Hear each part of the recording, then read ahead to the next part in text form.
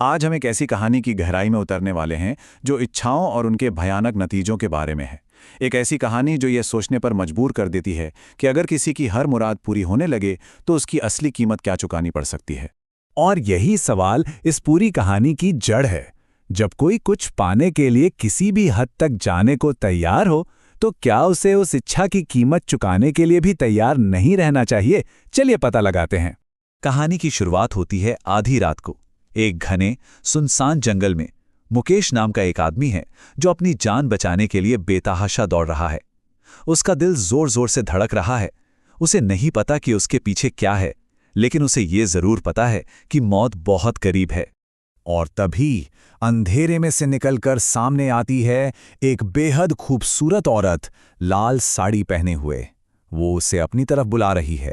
इससे पहले कि मुकेश कुछ भी समझ पाता, वो औरत उसे घसीटकर झाड़ियों में ले जाती है। कुछ देर बाद वहां से गुजर रहे एक राहगीर को जो मिलता है, वो सिर्फ मुकेश का कटा हुआ सिर होता है। तो ये तो थी कहानी की एक डरावनी झलक। अब चलते हैं कहानी की शुरुआत में, जहां हमें मिलते हैं हमारे चार मुख्य किरदार, बेहद होशियार लेकिन पूरी तरह से बेरोजगार। और उनकी यही हताशा उन्हें एक बहुत ही खतरनाक रास्ते पर ले जाने वाली है। ये हैं राजीव, मोहित, रेहान और माधव। टैलेंट की कोई कमी नहीं, 95% से ऊपर मार्क्स। लेकिन फिर भी हाथ में क्या है? कुछ नहीं। वे पूरी तरह से निराश हैं और उन्हें लगता है कि उनकी किस्मत ही खराब है। और यही मायूसी उन्हें आने वाले खतरे का एक आसान शिकार बना देती है। और ऐसे ही एक निराशा के पल में उनकी जिंदगी में एंट्री होती है एक रहस्यमयी बूढ़े आदमी की। वो उन्हें दौलत का एक ऐसा रास्ता दिखाने का वादा करता है जो उन्हें जंगल की गहराई में छिपी एक बहुत पुरानी गुफा तक ले जाता है। ये कोई मामूली सौदा नहीं था। ये सौदा था एक बहुत ही खास पौराणिक शक्ति के साथ, एक खतरनाक समझौता।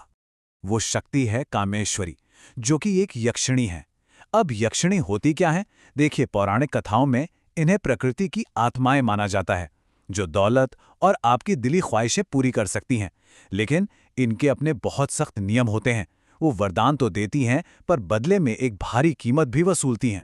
और इस यक्षिणी से अपनी मुराद पूरी करवाने के नियम हैरान करने वाले लेकिन बेहद सीधे थे।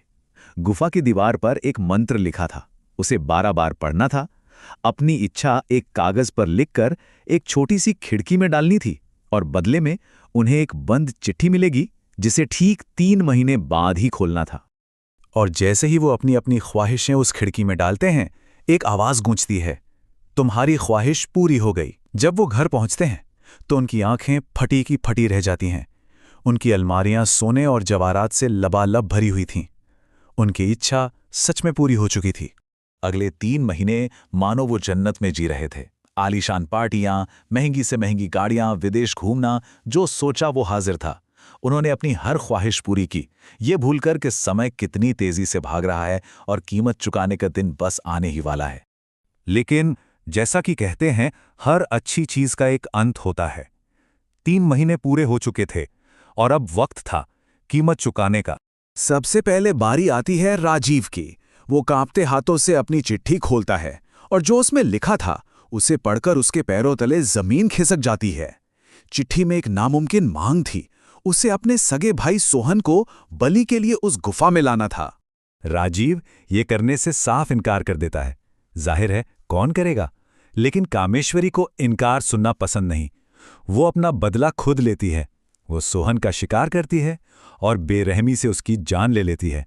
अगली सुबह राजीव को अपनी कार के सामने अपने भाई का कटा हुआ सिर मिलता है।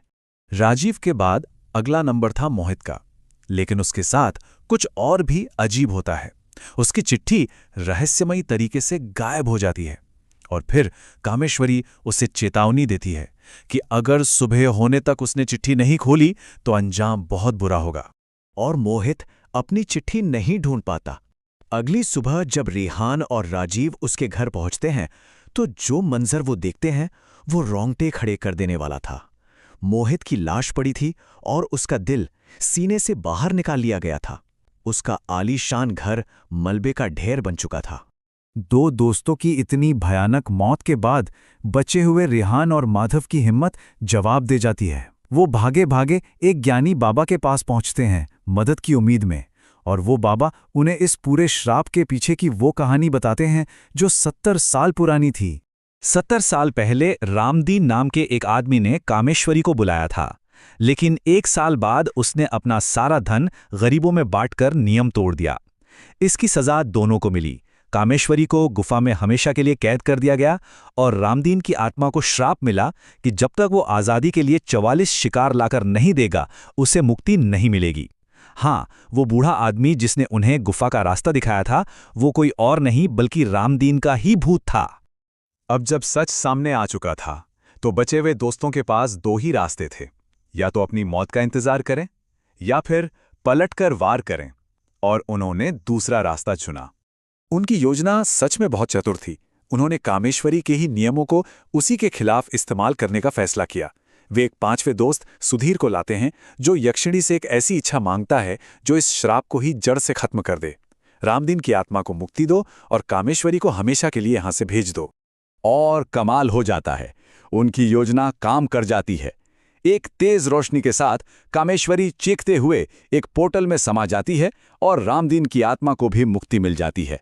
ऐसा लगता है कि बुराई का अंत हो गया है, लेकिन क्या सच में? कहानी यहां खत्म हो सकती थी, लेकिन ऐसा हुआ नहीं। 42 दिन बीत चुके हैं। हम वापस उसी गुफा में पहुंचते हैं जहां अंधेरे में एक परछाई एक बार फिर उसी मंत्र का जाप कर रही है। वो परछाई रिहान की है। जी हां, रिहान। उसने कामेश्वरी को फिर से सिद्ध कर लिया था, लेकिन इस बार एक शिकार बनकर नहीं, बल्कि उसका नया साधक, उसका नया मालिक बनकर। लालच का चक्र खत्म नहीं हुआ था, बस उसने एक नया और शायद पहले से भी ज्यादा खतरनाक रूप ले लिया था। और उस अंधेरी गुफा में उन दोनों की भयानक हंसी गूंजने लगती है।